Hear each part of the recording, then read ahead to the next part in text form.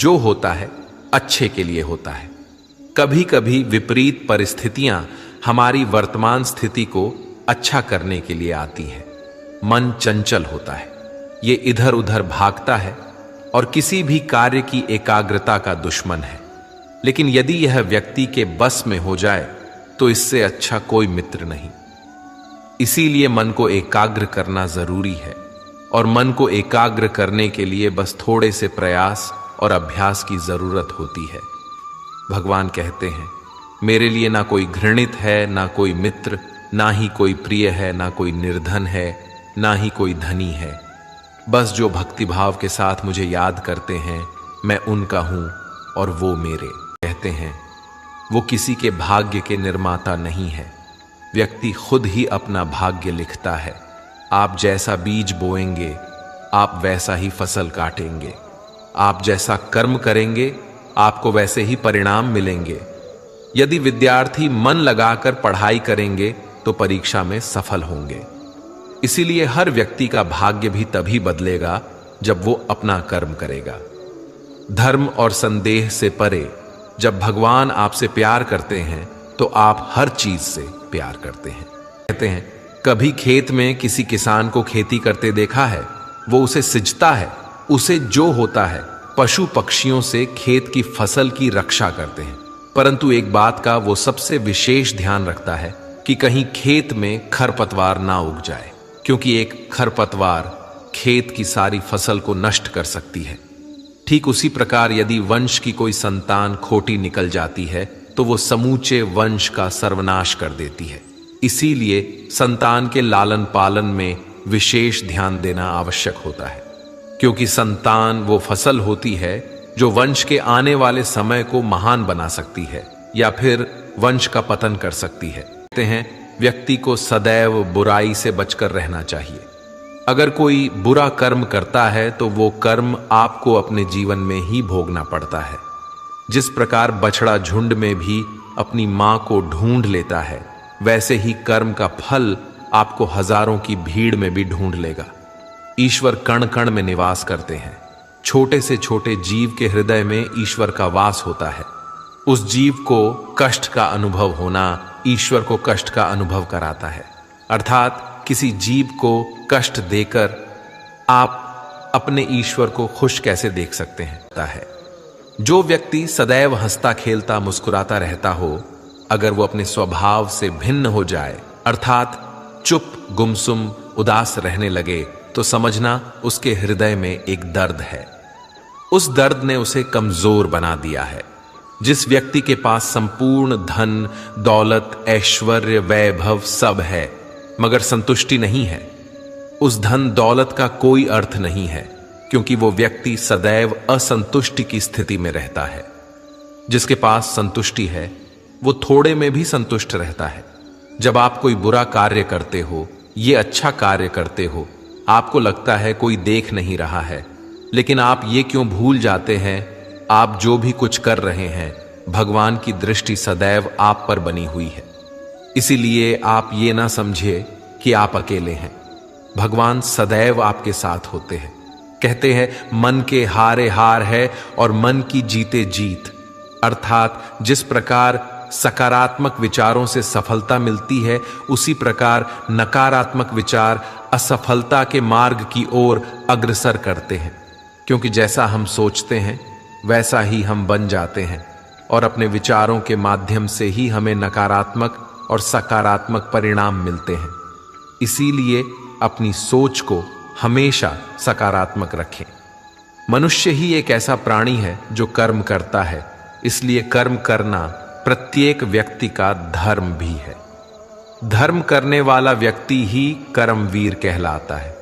इसीलिए कर्म करते रहना खाली बैठे रहने से बेहतर होता है। अगर आपको याद ही नहीं कि गुच्छे की कौन सी चाबी ताले को खोल सकती है, फिर भी आप लगातार ताले को खोलने का प्रयास करते रहते हैं, फिर भी वो ताला नहीं खुलता है।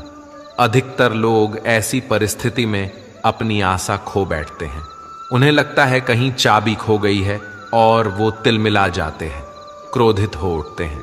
परंतु उस समय धैर्य रखें, क्योंकि गुच्छे की अंतिम चाबी ताला खोल सकती है।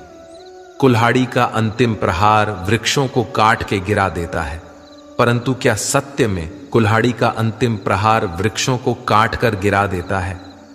आपको आपका लक्ष्य दिला देता है? नहीं, आपका निरंतर प्रयत्न ही आपको सफलता दिलाता है। जब आपका मन निराश हो, अपने कार्य में दोगुनी उत्साह से जुड़ जाइए, क्योंकि अनावृत बहता जल ही कठोर चट्टान को काट सकता है। सफलता का मूल है परिश्रम, प्रयास और आशा। आपको पूरे धैर्य और भगवान पर विश्वास के साथ अपना जीवन निर्वाह करना चाहिए। लोग अक्सर सच कहने से बचते हैं या डरते हैं, पर सत्य कभी छुप नहीं सकता, ना ही कभी मिट सकता है।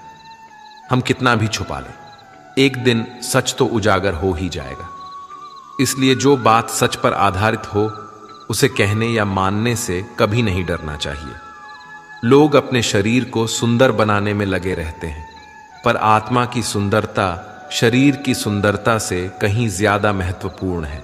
शरीर तो नश्वर है, मिट्टी से बना है और मिट्टी में ही मिल जाता है, पर आत्मा अमर है। इसलिए आत्मा की सुंदरता पर ध्यान दो। आत्मा की सुंदरता स्वयं को भगवान में लीन करने में मिलती है। जो अज्ञानी व्यक्ति होता है, वो ये गलत फहमी पाल लेता है कि मैं करता हूं, सभी कार्य मेरे द्वारा किए जा रहे हैं। ऐसे में उसमें अहंकार घर कर लेता है।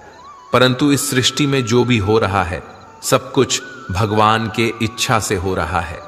अज्ञानता के कारण व्यक्ति में जब अहंकार जन्म लेता है, तो उसका पतन होना निश्चित है। कहते हैं, मनुष्य का जीवन ऋतुओं के समान होता है। आज ग्रीष्म तो कल वर्षा, परसों शीत। तनिक संकट आया तो हम संयम खो बैठते हैं, तो तनिक ऋतु बदले तो हम अधीर हो जाते हैं। अपने आक्रोश, अपने क्रोध में हम उनसे ही संबंध बिगाड़ लेते हैं जो हमारे अपने होते हैं। क्यों ऐसा ही होता है ना? हमें लगता है कि हमारे अपने हैं, फिर से मना लेंगे, परंतु स्मरण रखिए, सादा ऐसा करना संभव नहीं होता। सागर की उछलती लहरों को तट सहता है, और यदि तट ही टूट जाए तो बाढ़ आ जाती है। हमारे संबंध दूध की भांति होती है। दूध तप कर उबल सकता है, परंतु यदि उसमें खटास आ जाए तो फट भी जाते हैं, और फटे दूध को चाहे कितना मथ लो, उसमें से मातम नहीं निकलेगा। इसलिए अपने संबंधों को संभाल कर निभाना चाहिए।